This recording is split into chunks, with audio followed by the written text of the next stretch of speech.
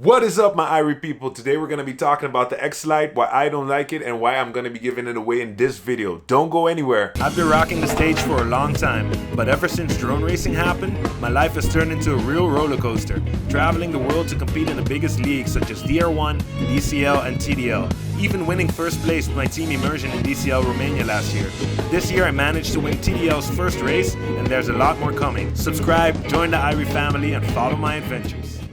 Alright guys, so basically when I heard rumors of the X-Lite coming out, I was very excited just because of the form factor. It's so small, and who doesn't want a small remote that looks cool and looks like an Xbox controller. So you really get that gaming feel, and yeah, we're used to these bulky big transmitters, and this just doesn't look 2018, you know. This looks more like 2018 than this does.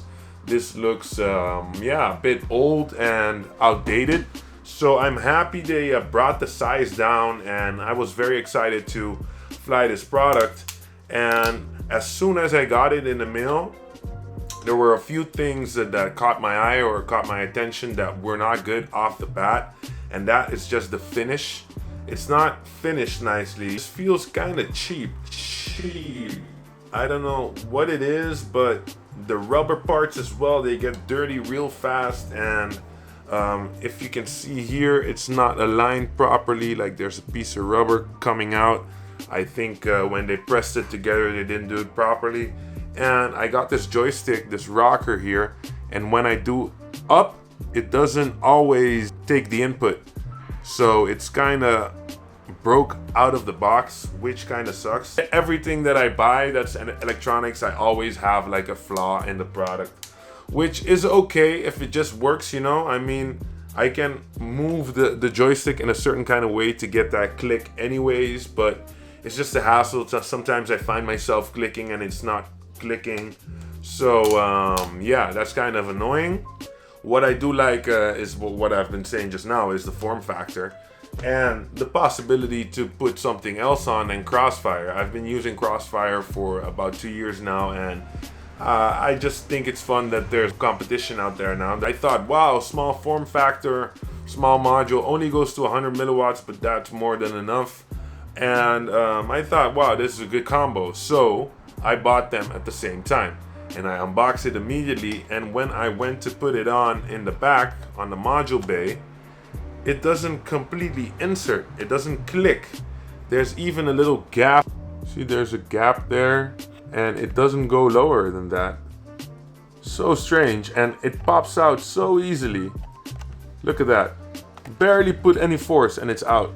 So that's also a flaw of which I'm like, wow, if someone bumps into me while I'm flying, I can just like lose my quad. That really sucked. Another thing that also sucked is I've got my Minchan XB frame here, and I've got a Maytech F4 board in here. So I tried binding it, and of course the receiver binds with the remote, no problem. You can see the green light. But in beta flight, when you go to the sticks, to the outputs, it does not get recognized. You don't see the bars moving. And I've tried inverting it. I've tried putting it on another auxiliary. I've tried a bunch of stuff, and it just did not work. It took me over 4 or 5 hours messing around with this, going online, doing all these things in the CLI, like I don't even remember the name, Redux, Reflux, something like that. And basically it didn't work. So I couldn't fly with this. But then I bound it to my Mojo and it worked instantaneously. So I'm like, what's the problem? And then I did some more research, and some more people are having problems and issues with different FCs. So that's a big concern to me. But what's the worst about this remote that really, yeah, kills the whole deal for me is that the throw on the sticks is smaller. There's less space for you to move your sticks. What that means is the same sensitivity is in a narrower space, but you have the same sensitivity. And what that's gonna do, it's gonna make everything hella sensitive.